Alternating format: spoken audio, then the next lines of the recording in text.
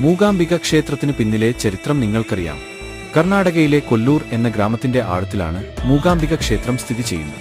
വളരെക്കാലം മുമ്പ് ദേശം ഇരുട്ടിൽ മൂടപ്പെട്ടപ്പോൾ മൂകാസുരൻ എന്ന അസുരൻ അനിയന്ത്രിതമായി വിഹരിച്ചു. അപാരമായ ശക്തിയിൽ ജനിച്ച അദ്ദേഹം പ്രപഞ്ചത്തിന്റെ ഐക്യം തകർക്കാൻ ശ്രമിച്ചു. രക്ഷ തേടി ദേവന്മാർ ജ്ഞാനത്തിന്റെയും ഊർജ്ജത്തിന്റെയും ദേവതയായ പരാശക്തിയുടെ നേരെ തിരിഞ്ഞു.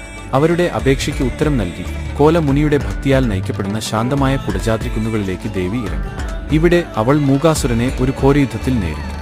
അവളുടെ ദിവ്യ ത്രിശൂലത്താൽ അവൾ അവനെ പരാജയപ്പെടുത്തി തിന്മയെ എന്നേക്കുമായി നിശബ്ദമാക്കി. ഈ വിജയത്തിൽ നിന്ന് അവൾ മൂകാംബിക എന്നറിയപ്പെടുന്നു. മൂകയെ നിശബ്ദമാക്കിയവൾ.